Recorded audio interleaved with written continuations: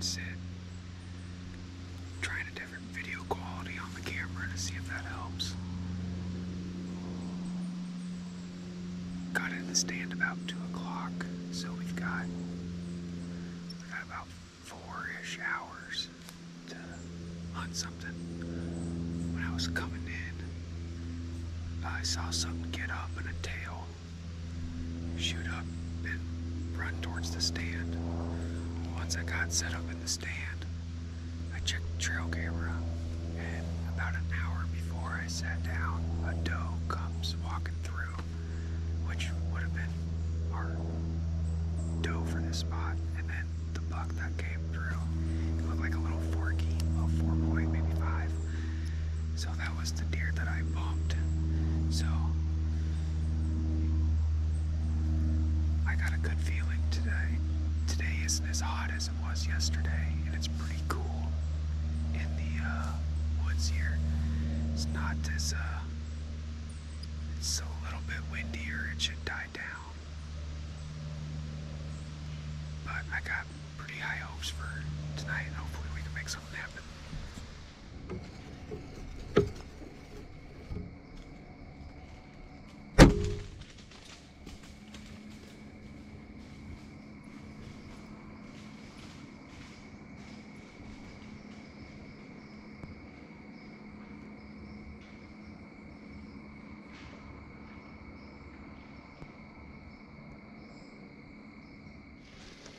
So that was crazy fast. That doe comes walking, just streamlining, and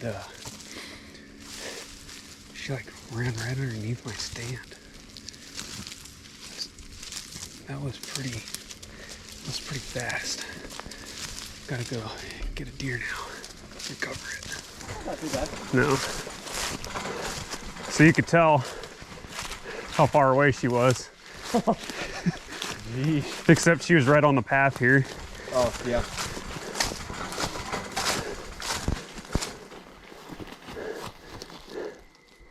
Yeah, that looks pretty. Yeah. It's gonna be a pretty easy trail to follow. Yeah. Up and over.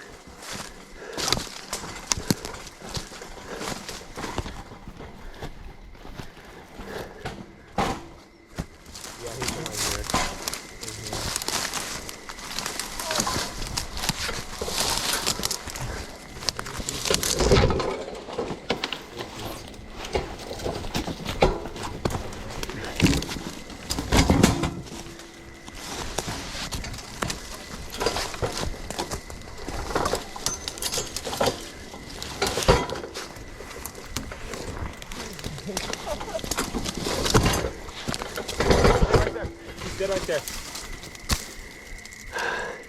Fuck yeah. I was about to say. I was starting to get a little nervous there for a couple of seconds, but... Ow. Come on, cart. I had Denise up there and I was like, man.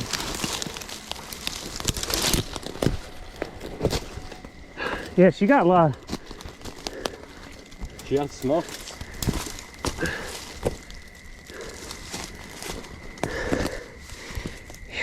Thanks, man. Good job. It's amazing how far she ran. Yeah. Actually, you know what? That's a button buck.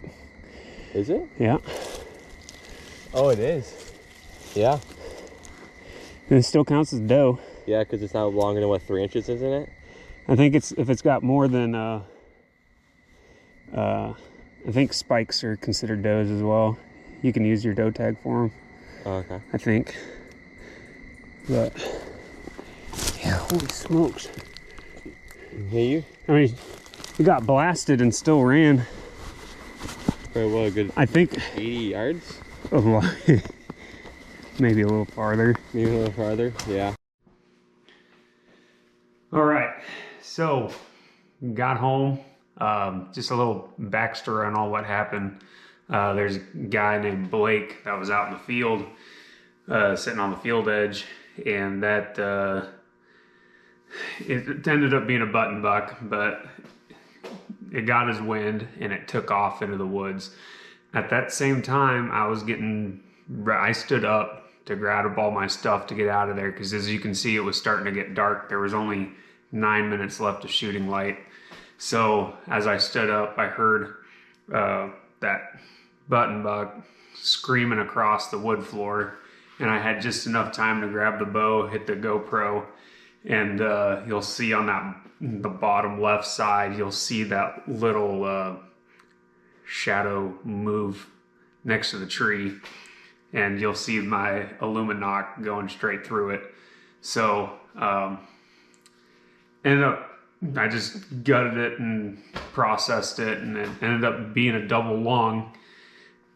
That trajectory, the arrow entrance was almost on top of the bow of the ribs, and the exit was basically at the bottom of the deer. I didn't think I was going to be able to double lung it. I'll put in some clips of us, tracking blood and finding it, but there was, there was plenty of blood to track it, obviously, but with a shot that low through double lungs, I was expecting a little bit more blood. But yeah, finally got the first here in Iowa. If it's an antlerless tag, so even if it's a button buck, you can still throw your doe tag on it. So pretty stoked to get the first deer in the freezer.